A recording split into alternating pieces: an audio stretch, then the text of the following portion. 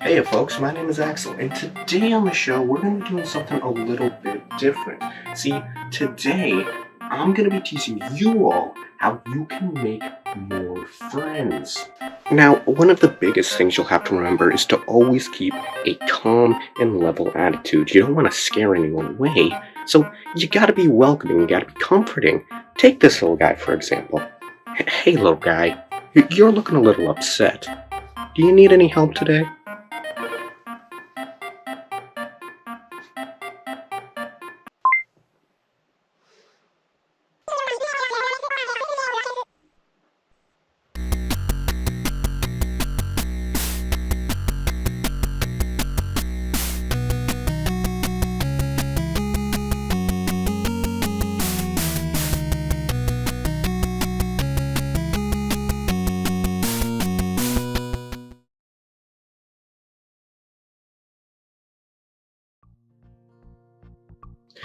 Well, meeting new people can sometimes be difficult when it comes to the glorious land that is upstate New York. I can always enjoy making new friends in the much more accepting digital world.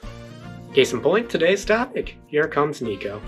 I don't think I'm alone when I say that sometimes we could all use a break, you know? A little breather, take 5, just turn off for a bit after a long day and not really think about much, but still be able to do something engaging. It's okay to be tired sometimes, and when you are, it's okay to do something for your own sake. And that's where this game comes in. You take one look at some of the footage for this game, and what do you think it is? Alright, cool, well you're wrong. See, it might be easy to look at this game and see it as a fairly standard 3D platform, but the way it's designed falls much more in line with something I like to call a cozy game. Now you might be asking yourself, well, Axel, what exactly is a cozy game? And to that I say, well, why don't you just sound something out for once in your life? A cozy game is a game that you can really vibe with, you know, something that you can turn off to. And, well, I suppose the argument can be made that as long as you can relax while playing a game, then really anything can be considered a cozy game, but I don't know, cozy isn't really the word I think of when I'm in bed playing Doom Eternal, you know? What I consider to be a cozy game is something specifically made with the purpose of being relaxing, something therapeutic, something comforting. I play a game like The Binding of Isaac, for example. One of my favorite games, actually. It's tough as nails, it has lots of strategy, immense luck needed. I can sink some time into this if I'm up for it. But I still very much have to be present throughout. There's no not paying attention, no autopilot here. The game's too technical for that, so I have to pay attention. I mean, it's like I said, it's strategy. Enemies and items work in a very specific way, so when I'm faced with one of them, I have to make a plan and how I will go through it, and how that will affect the rest of the run, and then sometimes I just don't really want to do that. So instead, I'll pop in some Animal Crossing. I don't gotta do anything complicated here, I just chill out under my covers and press some buttons for a bit, and suddenly I can pay off my debt to the raccoon. No worries, no thoughts, no nothing. It's just me and my warm bed, and a small checklist of meaningless tasks and favors that I can do at my own pace with no deadline. Slowly chipping away to relaxing background music as I hear the pitter-patter of rain against my window and the warm, calming light of my bedroom. It's nice. It's really nice. There's a ton of games like this, and well, now the reason I bought Here Comes Niko, because I didn't know, I was more than happy when I learned that it was one. Here Comes Niko is a 3D platformer mixed cozy game released on August 3rd, 2021 for Steam. However, my review will be coming from the Switch port, which came out on August 1st, 2022. Granted, this game doesn't have any notable differences between platforms. It runs pretty much the same across both versions, and full disclosure, I haven't fully completed the game yet. It was developed by Frog Vibes and published by Gears for Breakfast, who you might recognize as the folks behind A Hat in Time. No reason to give it a whirl. We boot up the game and we're greeted to a small cutscene showing off the game's president. This green POS is named Pepper, and they're holding a seminar in order to find new recruits for their company, Frog Incorporated. A company that specializes in making as many people happy as they possibly can. By the time you hear about it, there's only one position left, the position of professional friend. It's the only position in the area, and you need to pay rent for your new apartment, so you take the job. The game starts as you walk out from your apartment. You get a small talk with your neighbor, and then you run over here to your boss. Before you can even get the job, you have to complete the interview at Frog Incorporated and complete the trial period.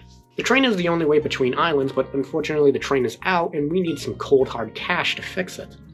Pepper sees this as a perfect opportunity to introduce you to your new job. There's a frog over here that forgot their lunch, so we gotta bring it to them. So we make our way up here following the tutorials and give the lunch to the frog. They give us a coin in return, and we leave off to the first island. And that's basically the premise of the game. Every island has a set amount of coins that are available and an amount that's needed to pay for fixing the train so you can go to the next island. We get these coins by being a good friend.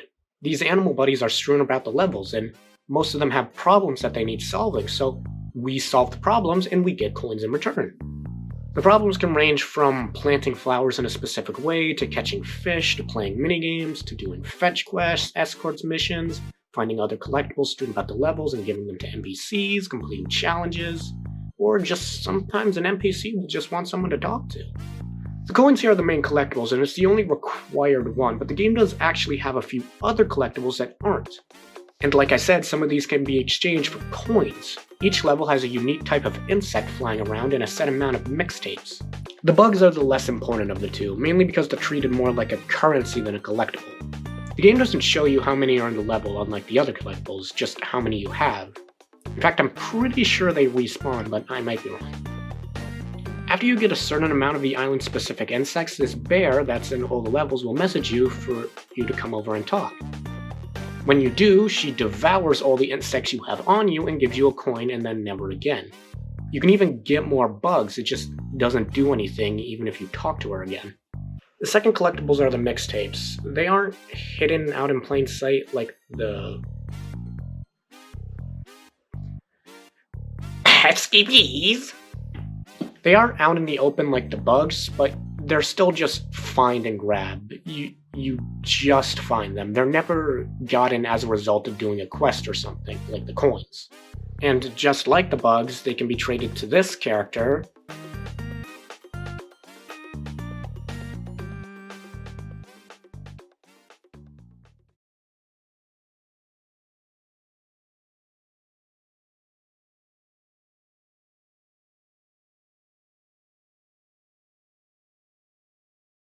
And there are also two other collectibles. We have the keys that can open locks. Shocking. That house items or other things. Or the letters that, when collected, show a first-hand account of some of the game's story through the perspective of another character. None of these collectibles matter. Our only goal is to collect enough coins so that we can get to Frog Incorporated, the final island, and start the interview for the position of professional friend. Alright, so hi everyone, it's me, your friendly neighborhood gay idiot. I'm recording this separately after the main recording because I forgot to mention or even write down anywhere that there was actually another type of collectible that I had completely forgotten about, being the apples. The apples are the actual coins of this game, like the currency.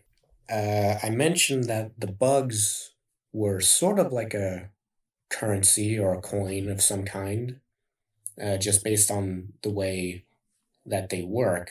But the apples are much more like coins than butterflies are.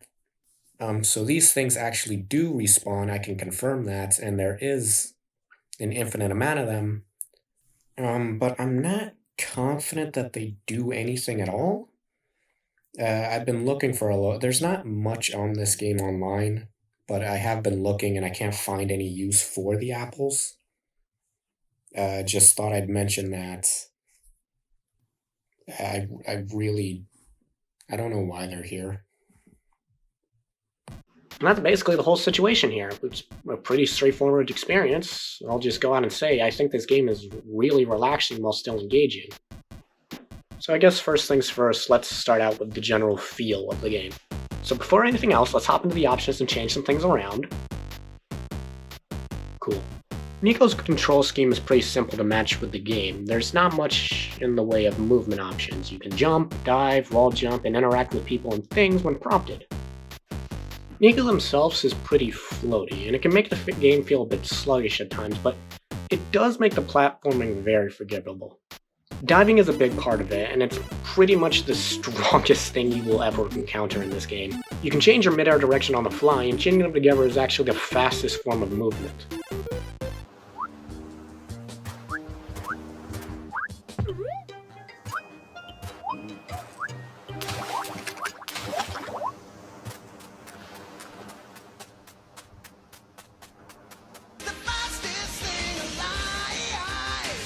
You can also swim, and it's not that different from just walking.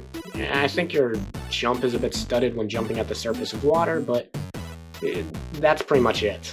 Everything pretty much works exactly the same. I mean, your dive even works exactly the same way.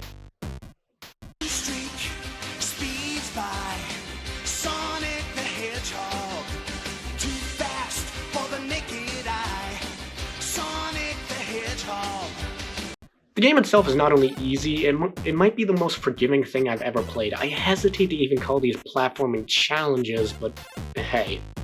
While some collectibles are admittedly hard to reach and well hidden, they're always one of the non-required collectibles. And on the rare occasion that it is a coin, there's always enough levels that you can just go around them if you want to. Not every coin is needed to progress further through the game. There are some extras. The game has a pretty predictable but also fun way of encouraging backtracking. There are certain flags that activate when you visit islands, that activate flags that cause things to happen in previous worlds. You get the picture.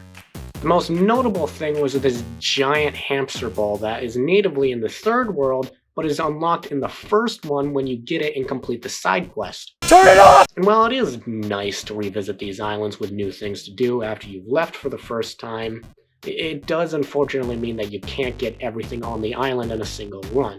You basically have to leave collectibles behind and come back later, which is my OCD-riddled nightmare. Seriously, I spent so long just wandering around trying to find this goddamn last tape that Pepper assumed I somehow couldn't progress and started telling me that she could give me hints to help me find coins that I already had. Shut the fuck up. Anyone familiar with 3D platformers will be familiar with the bonk. Most 3D platformers have this game no exception. Basically, it's just a way to try to get more horizontal distance out of a jump. It's typically fast and can be used to chain into other moves, allowing for more fluid movement. The trade-off being that if you dive into a wall or a solid object, you'll bonk off of it and fall, killing any momentum you have, and causing you to just stifle for a bit and have to regain your bearings, so it requires that you use it skillfully. Now, this game does have both the dive and the bonk, but the bonk is treated more as an ability rather than a penalty for using the dive recklessly. Normally, bonking, like I said, will result in you falling and losing height, but in Here Comes Niko, presumably to complement the game's more laid-back style, Niko will just, shove off a wall when you bonk into it. You can actually gain height with the bonk, and it's actually a good way to scale walls when you chain them with normal wall jumps and other dives. You can literally scale skyscrapers just by pushing up against them and spamming the jump and dive buttons. It's like a more fluid wall jump. The game even presents the bonk as a positive thing, shown off by Niko's expression. Normally with a bonk, you'll see the character scrunch up a bit to show that they're in pain, or that they just screwed up a bit, but look at them, they just flew headfirst into a wall and presumably concussed, and they're just like, yeah! Which leads me into the next point, and the point that I probably should have started with, seeing how it's the most notable thing, this game's amazing art style. I don't know if you noticed or anything, but our good friend Niko here just so happens to be the cutest thing ever envisioned by man. The game's art style is truly amazing, and really neat on a technical level. Niko and all the characters are completely hand-drawn and two-dimensional. Well, I mean, they're not actually two-dimensional. Everything is cute, everything is joyous and happy, and I absolutely love it more than any child I will ever have. I mean, just look at this motherfucker! Niko always has this big grin on their face, and it's so endearing. The bonk is amazing, like I said, and the swimming animation is just them bobbing back and forth with a small little grin. The dive is just like, yeah! My favorite part by far, though, is the interactions with the NPCs. And I love all of them. Throughout the convo and the admittedly funny dialogue, Niko will cycle through a few expressions depending on what the character is saying. From a thoughtful yet goofy-ass nod to the fear of God that is worn when something even remotely off-putting is shown, that can range from anywhere between watching a hedgehog savagely rip apart a bottle of bugs to the knowledge that a toy duck floaty has been murdered. You really get the idea that Niko is having fun here, which is a stark contrast to the game's story. A lot of people said that they think this story is really tacked on, and I'll admit its execution leaves something to be desired, but I think it's one of the most important factors to the game's feel. Through the collectible letters that I mentioned before and cutscenes that happen in between islands, we get a glimpse into Niko's home life before moving out, and yeah, it's not great. I mean, I don't know for sure what this part means, but Niko is confirmed to be non-binary, so I mean, I could wager, I guess. Anytime Niko is forced to confront anything to do with home, whether it be a positive or a negative, Niko just has this sad and defeated look to them. You're a drawing, you're not supposed to make me feel bad. Like, they're happy to have left that toxic environment, but they still care enough to save the messages and even call occasionally to their family, even though they're trying to get away from them. You can see how much they deeply care despite being scared of ever having to go back. And you get this sense that all Niko wants is to just find a place that they belong, and find a place that makes them happy. And this makes the rest of the game feel that much more impactful. I mean, look! They're doing it. They're having fun. They're actual real fun. They're making friends. They're positively affecting the world around them. It makes you want to root for them. It makes you want to tell them to keep going, to keep trying. And this art style perfectly complements that, because every time you see Niko just like flying around with this giant grin on your face, it just makes the feel like the rooting is paying off, because when Niko just looks this happy in spite of what they have going on, it makes you feel like Niko is really succeeding in what they want. And Niko has found a place that makes them happy, a job that actually makes them happy.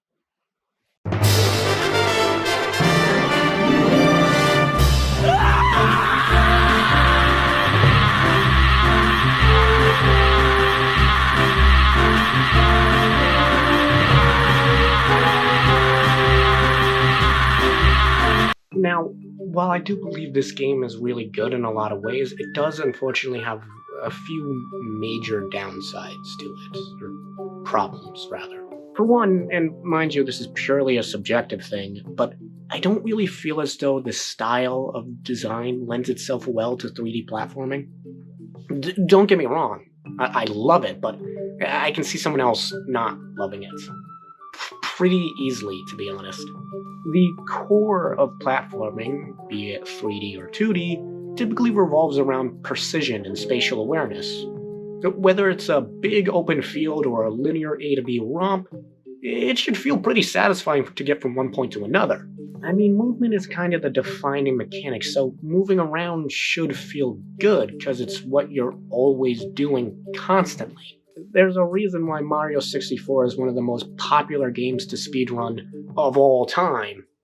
There's a reason why Crash Bandicoot had speedrunning built into the game itself. Why Banjo-Kazooie is one of the most popular N64 games of all time to this day, and why everyone was so ecstatic when Kirby finally went 3D with Forgotten Land. Now, of course, I'm not boiling down the success of these games to something as simple as movements. It's a variety of factors that led to these games being as favored as they are, but a big factor is how the game itself feels to play.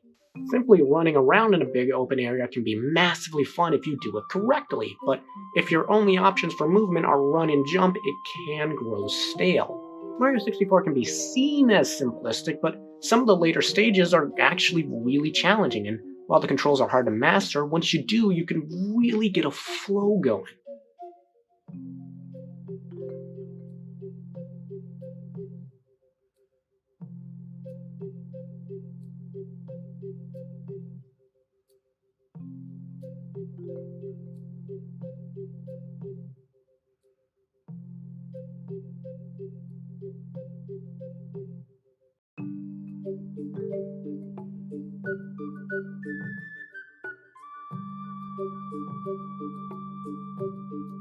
Heck, supposedly the entire game was conceptualized out of the idea of just running around in an open area.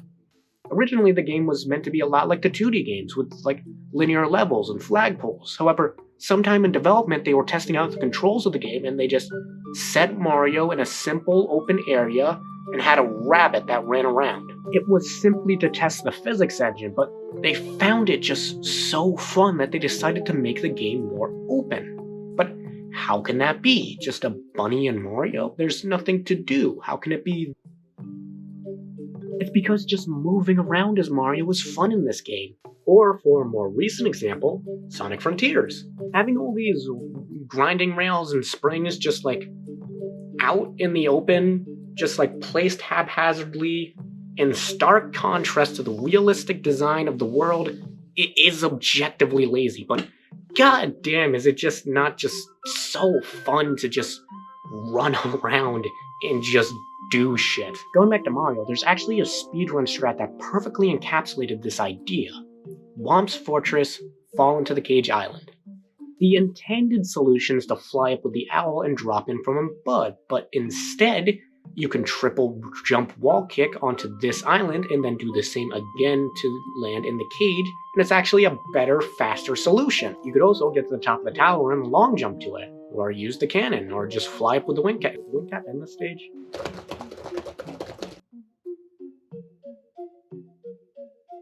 It is not. You get the point, though. There's a lot of different ways to do multiple stars in the game, and that's because the game lends itself well to experimentation through a well-thought-out and complex control scheme. Here Comes Niko, there's always and only one way to do anything the game puts in front of you, and that's in thanks no part to the game's simple design. You might be inclined to ask, well, why is this a problem? We just established 10 minutes ago that it's okay for some games to not be super in-depth. And you're right. I mean, Animal Crossing isn't a super complicated game. When you get down to it, you're not in it for the technical aspect, you're just there to water your damn virtual flowers and leave. However, Animal Crossing's main style of design complements its more laid-back nature. Animal Crossing is a social simulator game, and while these games can be more in-depth, it's never something that is expected out of them. It's not a requirement, but is a super in-depth experience something we expect out of a 3D platformer? Do I drink my own piss?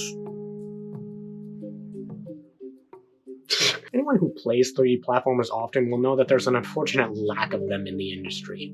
Out of all the genres, you wouldn't think this would be the one, right? But every time a notable one comes out, it's marketed as a big deal, and the developers say it's a big deal, and the game treats itself as a big deal, and the gamers treat it as a big deal, and that's because it is a big deal, because it's the last one came out 7 years ago, so there you go. Now we live in this bullshit world where jumping in 3D is treated as some kind of monumentous occasion. So anytime a new one comes out, it kind of has to have a wow factor to it, you know? It's got to be special. It's got to have tight controls. It's got to have fun new ideas and great design. It's got to have real passion behind it. It's got to reinvent the goddamn formula for a new age, so hopefully enough people give a shit so that we can get a new one in the past decade. I mean, for God's sake, every game doesn't have to be perfect, but if it takes 17 years to get a new game in the style that you like, then it fucking better.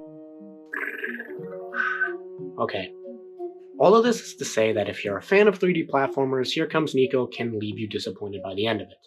If you're looking for a traditional 3D platform experience, then you won't get it here, because traditional 3D platformers are typically way more complex. Niko's movement in this game encapsulates that pretty well. It's slow, it's floaty, and it's simple. And that's all you can do with it. Whereas in a game like Odyssey, for example, you can be slow and floaty if you want to, but then if you choose to, you can be speed incarnate because Mario has a million different movement options and methods of traversal. Niko really only has two, walking and diving. Here Comes Niko is meant to be played very casually by a niche of people who aren't looking for much. But what it sets out to accomplish, it does so very well in spades, I'd say.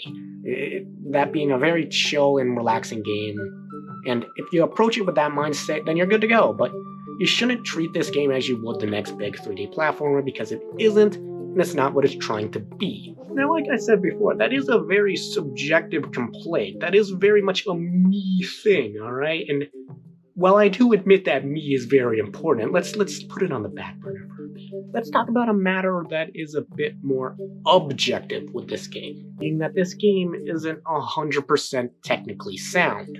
It's minor, probably nothing that you would consider too bad, but there is a bit here that is noticeable.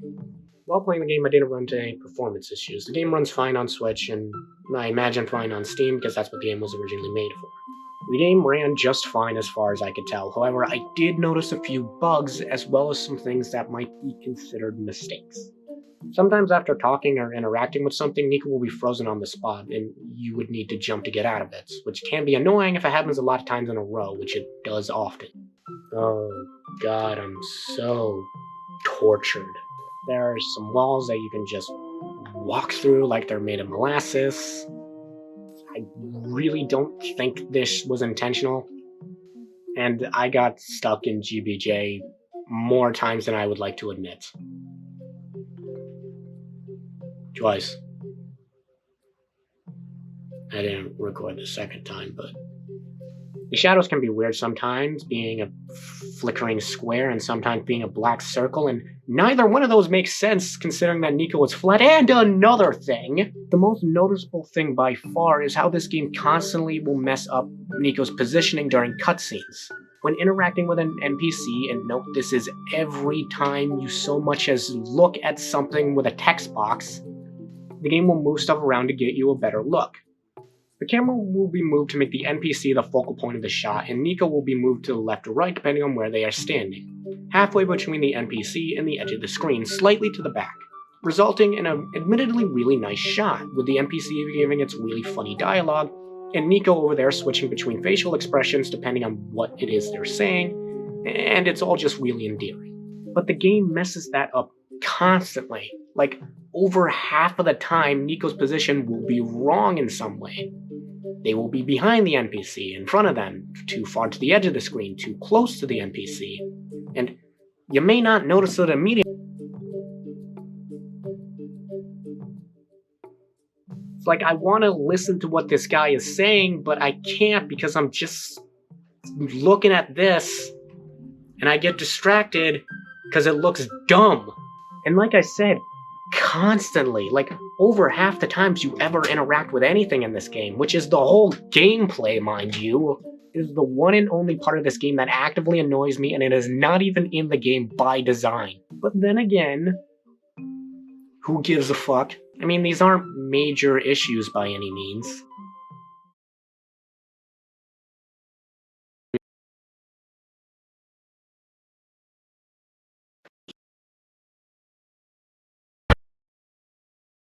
Game is really good in a lot of ways. It does unfortunately have a few major downsides to it, or problems, rather.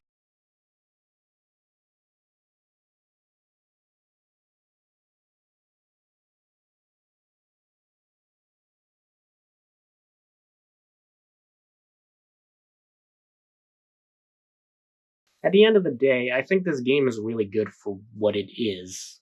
It doesn't have to wow anything or be a technical marvel, and I really like the fact that this game feels like it knows that. It knows what it is.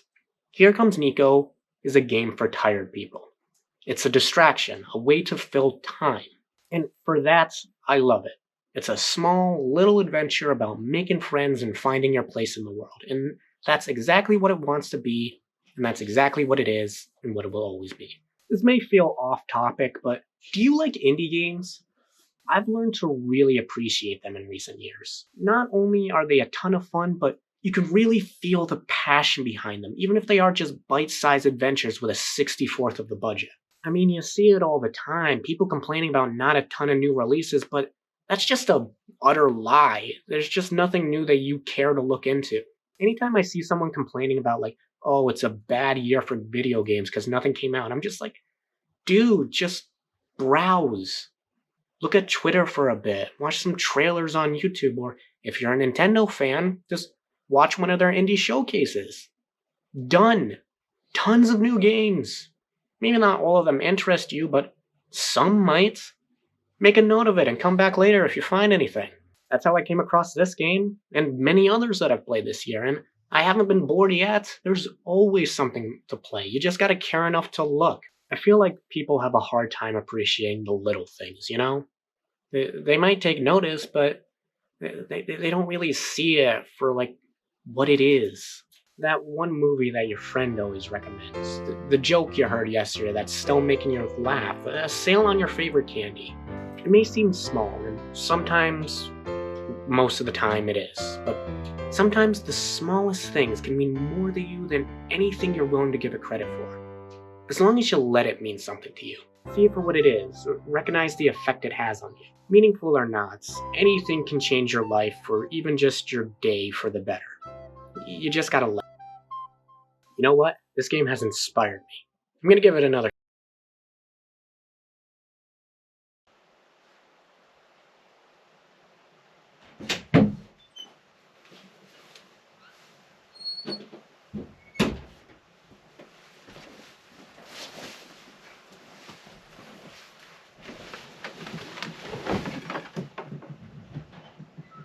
Never again.